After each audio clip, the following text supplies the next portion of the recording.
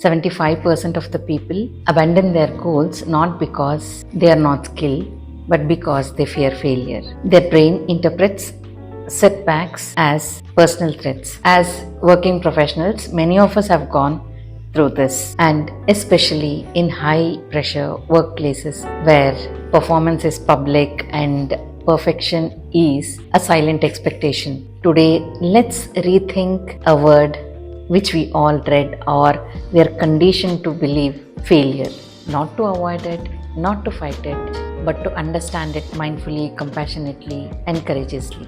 Hi, I am Satya Prema, your life coach. I help corporate professionals create clarity, calm, and resilience in their personal and professional life. This video will help you decode your brain's response to failure, reframe setbacks with emotional intelligence, and build a resilience blueprint that keeps you grounded, focused, and confident even when things are going rough. Let's demystify the illusion of failure. We all grew up believing that failure is a dead end. People start judging your capability, your intelligence, your growth, even your worth. But neuroscience paints a different picture. When your brain senses a setback or a failure, the amygdala activates your threat circuits and your body prepares to protect you from that shame, disappointment, fear, or frustration. Basically, it is not saying you have failed or you will go through the failure, but it just tries to prepare you mentally. And that's why even a small setback like a delayed project, a client feedback, or being left out of a meeting, not being appreciated, all these little things add to those fear. Apart from the societal pressures, there is one more thing, that is a digital world.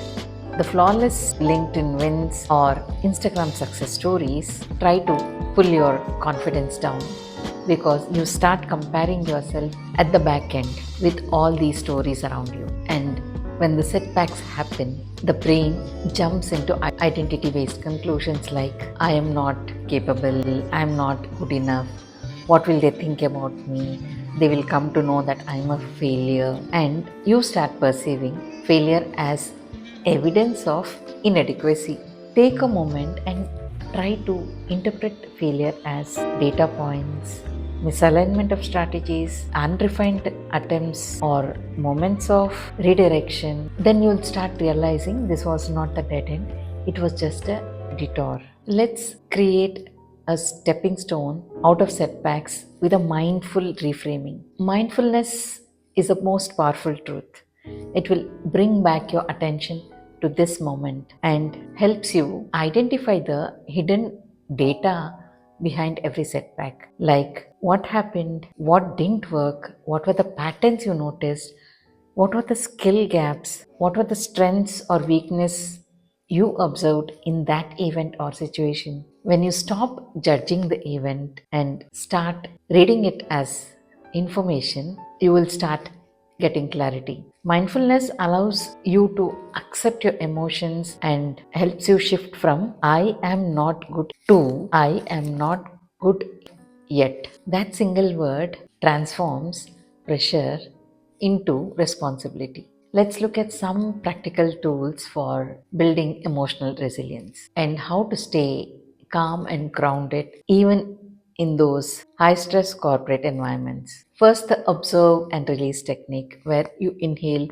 pause, label your emotions, whether am I feeling frustrated, am I disappointed, am I overwhelmed, am I anxious, and exhale and release the urge to fix those emotions. And the next most important thing is cultivating self compassion, a genuine self compassion for yourself. Ask yourself, if at all my friend went through this situation, what would I tell them? And you tell yourself the same. Self compassion isn't self indulgence, it is self regulation. You can follow a 5-minute debrief every day, a quick, blame free ritual which you can ask yourself the questions: what happened? What did I learn? What can I explore differently? What strengths do I have?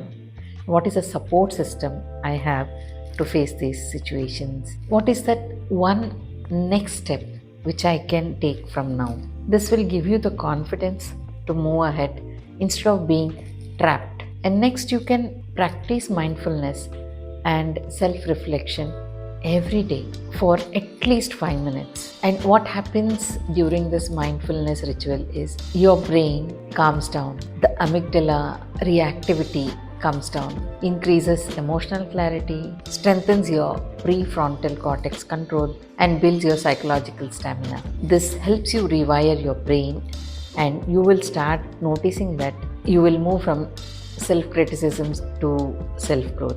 Building your resilience blueprint or bounce back reprint is very important to ensure that you're consistent in your progress. Resilience isn't a trait, it's a structure.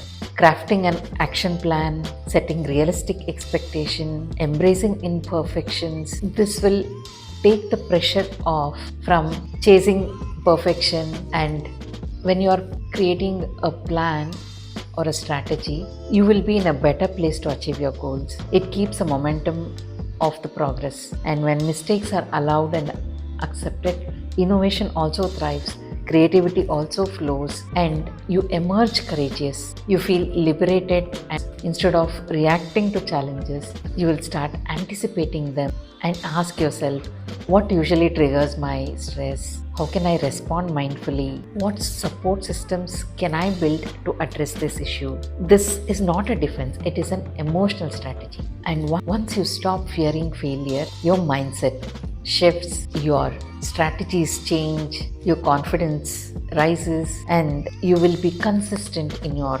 progress. You will be conquering limiting beliefs, you take ownership, and you will lead with clarity. You transform your internal narrative that you are not your mistakes. You are the courage to rise again, just like an ancient Japanese philosophy of Wabi-Sabi, where they accept imperfection, impermanence, and incompleteness. For more such content on corporate wisdom, work-life balance, emotionally intelligent workplaces, like, share, and subscribe. And remember, failure does not diminish you, it develops you.